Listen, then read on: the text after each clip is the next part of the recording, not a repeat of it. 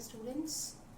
In my last lecture, I've told you about the transport and the protection, how the blood transports and protect your body. So next we are having this composition of blood. Composition of blood means what are the components which are present in the blood. So first we are having plasma. Plasma is the liquid part. This is totally the liquid part of the blood. Okay. And second one is the cellular component. Cellular components are having, this means the liquid part is 55 to 60% and the cellular components are WBCs, RBCs, means these are the cells present in the blood. Okay. So ये जो cells होते हैं they are 40 to 45% and the plasma जो liquid part होता है वो होता है आपका 55 to 60%. Now these are the, now first we'll see what is plasma. In plasma what we are having, in plasma there is water, then proteins are there, then inorganic salts and other substances. Okay, so this is the table is given in your book. So in plasma we are having this many things, means water is there, protein, inorganic salts and other. These are all the soluble form and these are soluble in the liquid, the water we can say. Okay, so this is the liquid part और इसमें ये सारे components आपके present होते हैं in different amounts and this is given in a table over here in the book. You can go through that. Okay, so sodium bichloride, ये आपके जो inorganic salts है, these are sodium chloride. जैसे आप salt नमक खाते हैं, sodium bichloride, magnesium etc. all the means minerals whatever are required or the ions which are required for the blood maintenance, the ionic potential. So there is the ionic potential which is maintained by the blood. So whatever ions are required, these are present in the plasma. Now next one is your cellular components. Cellular components में आपके सबसे पहले आते हैं red blood cells, white blood cells and platelets. So red blood cells we'll see first. So red blood cells क्या होते हैं आपके? Red blood this is red blood cells. So RBCs. RBCs में क्या होता है? These are disc shaped. Okay. Disc shape का मतलब होता है, इसका शेप जो है ना ये आपके लिए बहुत ही इंपॉर्टेंट है ये जानना कि ये किस टाइप का है. The shape is like means it is बीच में पिचका हुआ होता है और चारों तरफ से क्या होता है काफी मोटा सा होता है. दिस वे ये इधर से ऐसे काफी थिकेंड होगा और बीच में क्या होगा ये पिचका हुआ सा होगा, है ना. तो ये वाला पोर्शन अगर आप बीच में ऐसे पिचकाएंगे तो बीच में पिचका हुआ होगा और चारों तरफ से क्या होगा काफी मोटा होगा. So these are the disc shaped structures and these are biconcave biconcave disc like structures and these disc-like structure ये इसलिए होते हैं, इसमें मतलब आपको 4-5 पॉइंट्स यहाँ पे दिए हुए हैं. तो you can see first point is written that they are having biconcave disc-like structure. Second point is that they are flattened in the center. अब ये फ्लैट हो रहे हैं. अगर आप सोचिए कोई चीज चारों तरफ से बहुत मोटी है और बीच में पिचकी हुई है तो इसमें काफी सारा स्पेस बन जाता है और वो स्पेस जो होता है वो आरबीसीज यूज करती हैं किसके लिए? ऑक्सीजन कैरी करने के लिए. अगर ऑक्सीजन वो वहां पे खाली स्पेस है तो वहां पे हीमोग्लोबिन होता है. हीमोग्लोबिन क्या करता है? ऑक्सीजन कैरी करके उस खाली स्पेस में लेके जाता है. अगर आप प्लेट समझ लीजिए, प्लेट है तो प्लेट अगर थोड़ी सी गहरी है बीच में तो उसमें हम क्या करते हैं कोई चीज रखते हैं. तो आप ये समझ लीजिए वो जो डिस्क शेप है उसमें ऑक्सीजन कैरी की जा रही है. तो जो आपका हीमोग्लोबिन है वो आरबीसीज में क्या कर रहा है? वो ऑक्सीजन को कैरी कर रहा है वहां पे. तो डिस्क शेप होता है. देन नेक्स्ट इज योर इसकी जो कैविटीज होती है उसकी वजह से क्या होता है कि ये आरबीसीज जो होती है वो एक के ऊपर एक पाइल कर सकती हैं. मतलब अगर ऐसे आपका बीच में खाली कैविटी है तो आप एक के ऊपर एक पाइल करके जा सकते हैं. अगर कैपिलरीज बहुत पतली हैं, दीज आर द कैपिलरीज, ये बहुत ही थिन वॉल्ड है तो यहाँ पे आरबीसीज एक के ऊपर पाइल कर सकती हैं. पाइल करके मतलब अगर आप रोटियां रख रहे हैं तो रोटियां रख रहे हैं तो आप एक के ऊपर एक रख सकते हैं. तो सेम वे क्या होता है कि आपकी आरबीसीज जो है ऐसे करके इजीली ट्रेवल कर सकती हैं. This is due to the disc shape और जो बाइकॉन्केव शेप है ना आरबीसीज का उसकी वजह से ही ये चीज पॉसिबल हो पा रही है. अगर आप ये सोचिए कि आपकी आरबीसीज इस टाइप की होती, ये वाले शेप की, यहां से भी ये मोटी होती, यहां से भी मोटी होती, तो क्या इसमें ऑक्सीजन कैरी हो पाता? नहीं हो पाता ना. ये देखिए ये आपका ये सर्कुलर स्ट्रक्चर है और ये नीचे से भी मोटी है, मतलब बीच में ये आपका गोला है और ये ऊपर से भी मोटा हो रखा है, नीचे से भी मोटा हो रखा है. तो you can not carry oxygen क्योंकि खाली स्पेस तो बन ही नहीं रहा. खाली स्पेस नहीं बनेगा तो ऑक्सीजन कैरी नहीं होगा. साथ में ऐसा स्ट्रक्चर होगा तो आप पाइल अप नहीं कर सकते. पाइल अप मतलब ऐसे रोटी की तरह एक के ऊपर एक नहीं रख सकते क्योंकि ये देखिए ये बीच में इतना मोटा सा हो रहा है. दूसरा सेल आएगा तो वो भी ऐसे मोटा होगा। तो इसमें क्या है, बहुत सारा स्पेस चाहिए आपको, ठीक है। और आपकी कैपिलरीज क्या होती हैं, काफी नैरो होती हैं, तो नैरो होने की वजह से इतना सारा स्पेस नहीं है कैपिलरीज के पास कि इतने सारे जो आरबीसीज हैं वो कैरी हो पाए। तो इसमें क्या होता है कि आपके बाइकॉन्केव डिस्क शेप की वजह से ऑक्सीजन भी इजीली कैरी हो जाता है और ये पाइल अप भी हो जाते हैं एक के ऊपर एक। सो दिस इज आरबीसीज, ये इसका जो शेप है ये बहुत हेल्प करता है for the movement of oxygen as well as their combined movement together in the capillaries, ठीक है, क्योंकि कैपिलरीज काफी पतली होती हैं तो उसमें मूव करने में ये बहुत हेल्प करता है।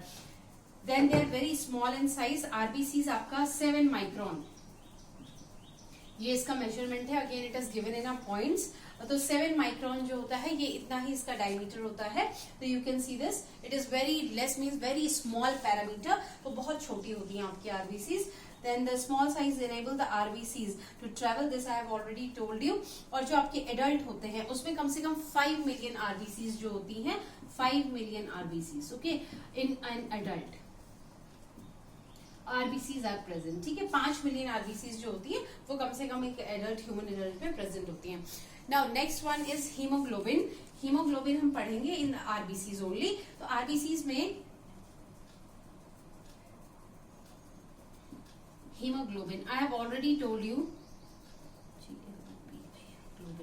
hemoglobin is a protein which is carrying this oxygen। तो हीम जो होता है ना इसका पार्ट, हीम का मतलब होता है आयरन, आयरन इसमें काफी सारा होता है। ग्लोबिन का मतलब होता है protein. So heme is the iron part and this is means protein which contains iron, ठीक है। तो सिंपल टर्म्स में अगर आप देखेंगे तो एक ऐसा प्रोटीन जो कि आयरन को एज अ पार्ट अपने साथ ले जा रहा है। तो ये वाला जो पूरा पोर्शन है हीमोग्लोबिन, ये आरबीसीज में प्रेजेंट होता है और आरबीसीज में ये क्या करता है, हीमोग्लोबिन ऑक्सीजन को कैरी करने का काम करता है।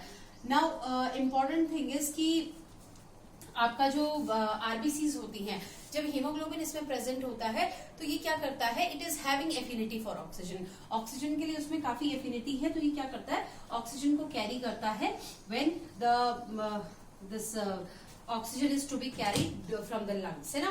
तो हीमोग्लोबिन, ये मैंने आपको बता दिया था, Hb+O2, it will give you Hb.O2, okay. तो ये वाला कंपाउंड दिस ऑक्सी हीमोग्लोबिन इसको कहते हैं। तो ऑक्सी हीमोग्लोबिन बना रहा था।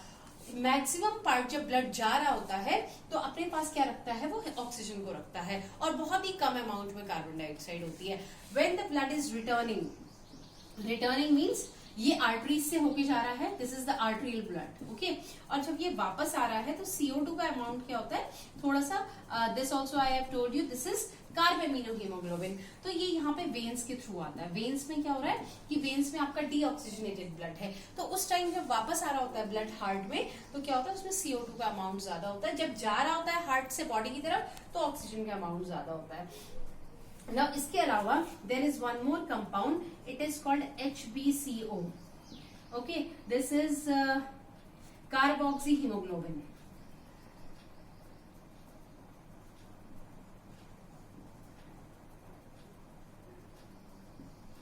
कार्बोक्सी हीमोग्लोबिन, ये क्या था, ये था carbamino, CARBAMINO। This was carbamino hemoglobin, this was oxy hemoglobin, this is carbamino, okay। और ये है कार्बोक्सी, ये आपको ध्यान रखना है, this is carbamino। जो आपका कार्बन डाइऑक्साइड है, this is called carbamino and this is called carboxy haemoglobin. Carboxy haemoglobin क्या होता है कि जब हीमोग्लोबिन क्या करता है, कार्बन मोनोऑक्साइड के साथ क्या करता है, क्लब करता है। सो Hb+CO, this is CO2, okay. CO2 मतलब कार्बन डाइऑक्साइड, CO मतलब क्या होता है, it is carbon monoxide, okay. तो ये बनाएगा आपका HbCO, ओके।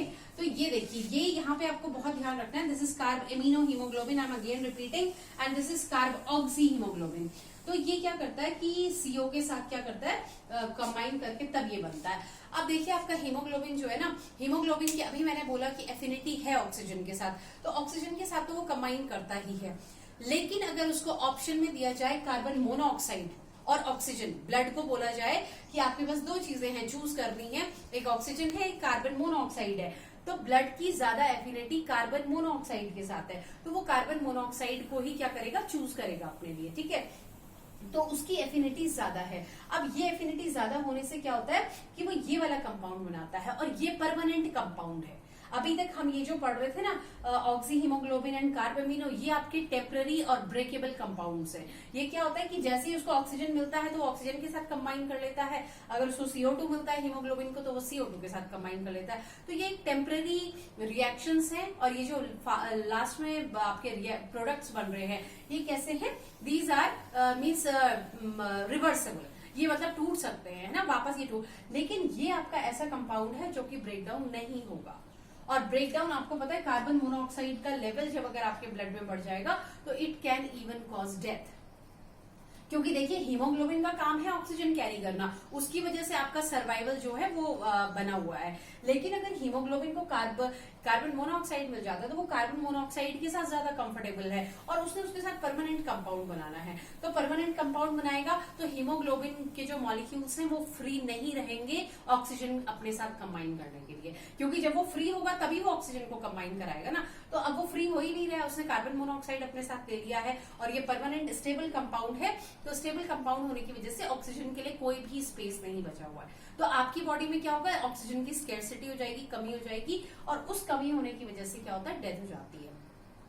अब इसका एक बहुत अच्छा सा एग्जाम्पल है, कई लोग क्या करते हैं रात को अंगीठी जला के सोते हैं। हमने सर्दियों में देखा होगा कि कोयले की अंगीठी जला के सोते हैं, तो जो कोयला होता है ना, कोयले में से क्या निकलता है, कार्बन मोनोऑक्साइड निकलता है। और अगर उन्होंने सारी विंडोज वगैरह बंद करके और अपने छोटे से रूम में अंगीठी जला के, उन्होंने तो गर्मी के लिए ये सब किया है सो दैट ठंड ना लगे, लेकिन कोयले में से क्या निकल रहा है, कार्बन मोनोऑक्साइड निकल रहा है। और ये कार्बन मोनोऑक्साइड अगर हीमोग्लोबिन के साथ कंबाइन करता है, ये सांस में अंदर जाएगा, जब आप सांस लेंगे तो सांस में अंदर जाके ये क्या करता है, स्टेबल कंपाउंड बना देता है, और उसकी वजह से रात को सोते सोते ही क्या होती है, डेथ हो जाती है अगर अंगीठी चल रही है कमरे में। इसीलिए कहा जाता है कि you should not sleep with a burning furnace in the winters, है ना। अगर आप अंगीठी जला के सोए हैं रात में तो this is not good for the health. इससे क्या होता है कि कई बार ये कंपाउंड बन जाता है और डेथ हो सकती है, ठीक है। So please go through the text. Then is life and death of RBCs. कहाँ पे जो लाइफ है रेड ब्लड सेल्स की और कहाँ पे उसकी डेथ होती है, that is also a text portion. If you feel like going, you can go through that. Otherwise, I'll take that. Okay. So please go through the text. Again, I am requesting you to please go through the text. Okay. Thank you.